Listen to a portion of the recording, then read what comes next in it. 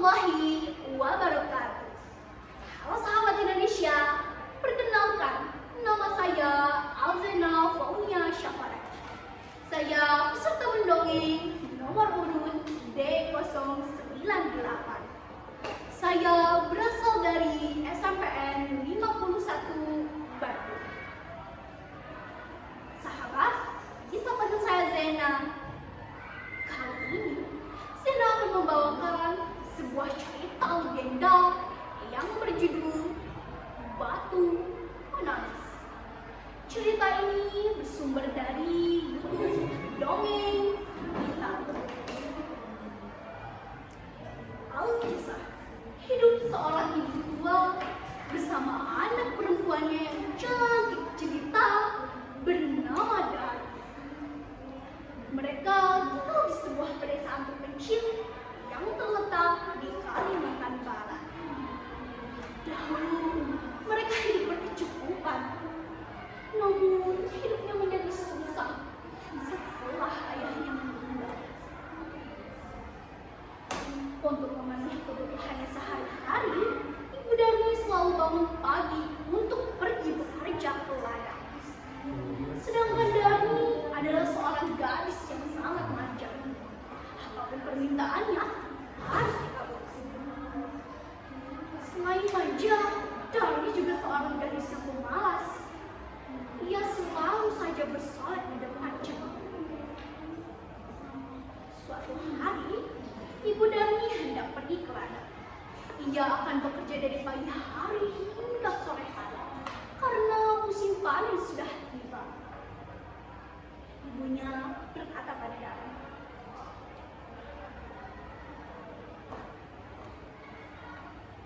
"Nak, bisakah kau memasakkan makanan untukku? Ibu tidak bisa pulang siang ini karena harus menyelesaikan panen bentar. Lalu, jika sudah memasak, maukah kau mengantarkan ibuku ke ladang?" Mendengar ucapan ibu tersebut, dan yang sedang menyisir rambutnya terkejut. "Tidak mau, Bu. Jika aku memasak, rambutku akan bau kuku, Bu.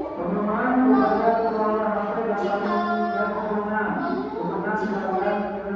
aku pergi ke ladang, kulitku akan hitam, Bu. Aku kan habis lumuran," jawab Darmi. Ibunya yang mendengar jawaban anaknya tersebut hanya bisa menggelengkan kepalanya dengan sedih. Saat di ladang, Ibu Darmi bekerja keras sejak pagi hingga sore. Ibu Darmi bekerja keras tanpa memperhatikan perutnya yang lapar. Setelah bekerja di ladang, Ibu Darmi kembali pulang. Betapa terkejutnya, di rumah tidak ada satupun makanan yang bisa dimakan. Ternyata Darmi sama sekali tidak mau masak. Darmi yang melihat ibunya pulang tersebut malah marah-marah. "Ibu ini kemana saja sih? Di rumah tidak ada makanan. Kamu kata apa seharian tidak makan?" ucap Darmi. Ibunya pun hanya bisa menjawabnya dengan sabar. "Nak, tadi kan ibu sudah menyuruh untuk masak." Mendengar jawaban tersebut, Darmi hanya meninggalkan ibunya yang sedang kelaparan dan juga lelah. Keesokan harinya, Ibu Darmi mempersiapkan hasil panennya untuk dibawa ke pasar. Ibunya berkata pada Darmi, "Darmi, bisakah kamu ikut ibu ke pasar, Nak? Ibu membutuhkanmu untuk membawa hasil panen." Dan ucap Ibu Darmi. Darmi pun menjawab, "Tidak mau, Bu. Pasar kan becek. Aduh, aku gak bisa bayangin deh kalau kulitku yang bersih ini ikutan kotor." Akhirnya, Ibu Darmi pun pergi ke pasar sendiri. Lalu membawa hasilnya yang berupa uang. Tidak banyak, namun cukup untuk membeli kebutuhan sehari-hari. Dan yang sedang melihat ibunya menghitung uang, ia pun segera menghampiri ibu. "Bu, bedaknya habis. Tolong belikan dong, Bu," ucap Dani. Ibunya pun menjawab, "Baiklah, Ibu akan belikan. Tapi kamu ikut Ibu ke pasar ya, agar Ibu tidak salah beli." Dengan terpaksa, Dani pun harus mengikuti ibunya ke pasar menggunakan payung. Tapi sebelumnya, Dani pun berbisik kepada ibunya, "Bu, tapi nanti kita tidak bisa jalan berdampingan. Ibu jangan di belakangku saja," ucap Dani. Lalu ibunya pun menatap Dani dengan penuh pertanyaan. "Kenapa, Dani?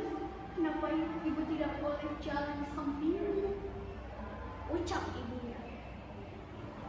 Dani pun tidak memberi alasan apapun. Ia tetap memaksa ibunya untuk tetap jalan di belakangnya. Saat berjalan, saat menuju pasar, tiba-tiba ada seorang wanita yang merupakan teman dari Dani.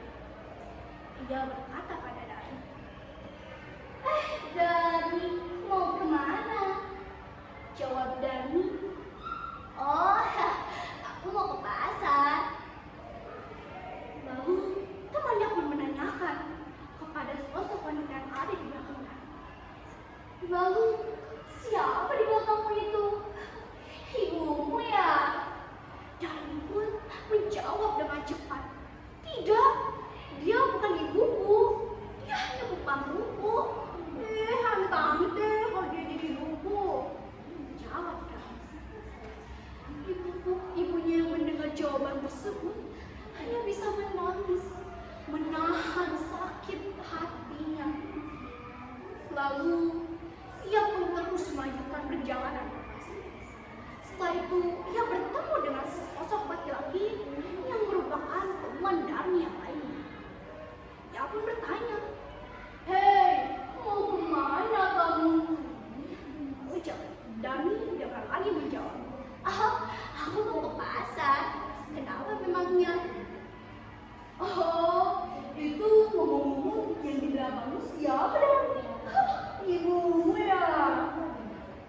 Dani pun dengan cepat menjawab, "Tidak, bukan. Dia bukan ibuku.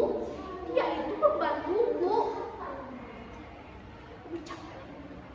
Ibunya pun sedih sungguh.